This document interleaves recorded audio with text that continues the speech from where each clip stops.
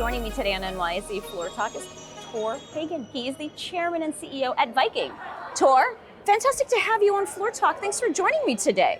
Yeah, thank you for having me here. It's a big day. It's an exciting day. You just rang the opening bell to celebrate your IPO on the NYSE. That was nice. So Tor, you started the company in 1997, 27 years ago. So tell me a bit about your history and what this moment means to you. Yeah, after 27, we started a company with, there were 2 guys, 2 mobile phones, and 4 river ships, and that was it. And since then, we have developed this into a more or less real company. And of course, it's a stamp of approval to be listed here on the New York Stock Exchange. So it's a big day, but it means we have to get back to work tomorrow. So, Tor, why was now the right time to go public? Well, Viking has developed, it's always been my intention that this company could be a public company. I think now it was a good time because we have had some private equity partners, and in the nature of their business, they from time to time had to create liquidity out of their holdings. So I thought this could be a good time for them to have that opportunity. And that's really why we're doing it, and they are selling the shares we're selling now. I hold on to my shares. I don't see any reason to sell at this time, or for that matter, ever. And Tor, what sets Viking apart? What makes Viking different from other public cruise and travel companies?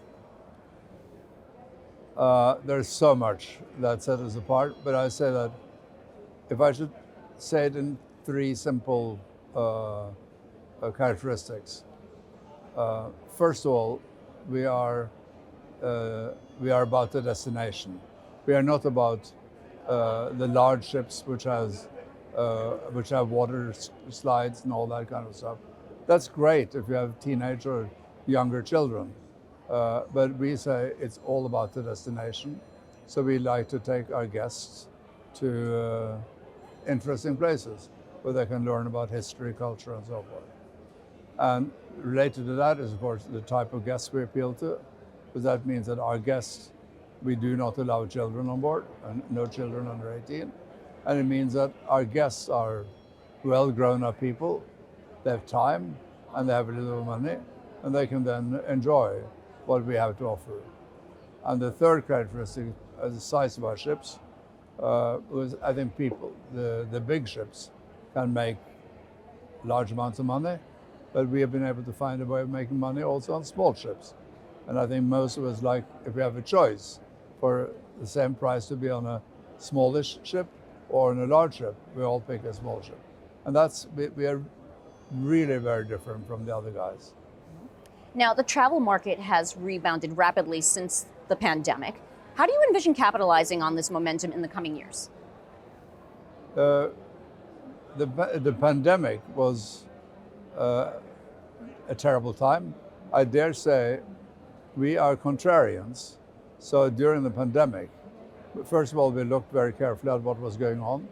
We were the first cruise line to stop operation. We saw the nature of the virus, and we said, you cannot responsibly operate. So we stopped operations. We also put in PCR laboratories on our ships. And when we started operating again, our guests and our staff were all tested every day. And people were much safer, they said, there than at home even. So I think that created an opportunity for us to order more ships when other people didn't dare to do it. And we were fortunate to have the private equity investors that I told you about, so we could do that. So now we are in a position where we can capitalize on our somewhat contrarian behavior. Now, Tor, what's next for the company? Tell me, what changes, what doesn't change? Well, they say when you become a public company, things change. I made a promise to our shareholders that there are 4 things that should not change. And I took some inspiration from Jeff Bezos' letter to his shareholders in 1997, same year we were founded. They've done better, don't get me wrong. So let the comparison stop there. But I took inspiration from that. And the first point, which he also made, is we will continue to obsess about our customers. That's the first thing that matters.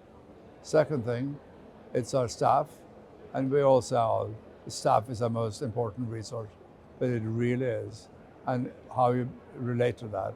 So the staff of our company is really part of a big family, and we'll continue to treat them as family, or treat is the wrong word. They are the family. The third thing, I mentioned that we are contrarians, so that means we shall not obsess about quarterly results. We are fortunate. I have a controlling interest in this company. Not that that's good or bad, but at least you don't have to worry too much about, are there people who are going to push you too hard and too little or whatever.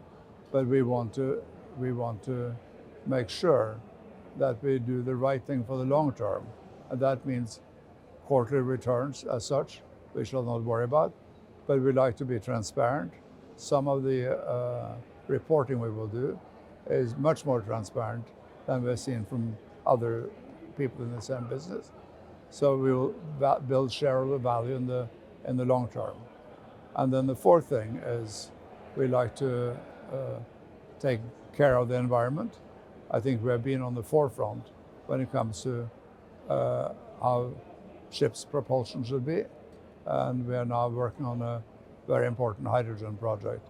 So those are the four promises we have made, which are promises I feel we can make safely. We shouldn't be pressured into doing stupid things for the short term. Well, Tor, it's been wonderful to have you on Floor Talk. Congratulations on your IPO today. It's an amazing day. Welcome to the NYSE community. Thank you very much. It's a good platform to build from.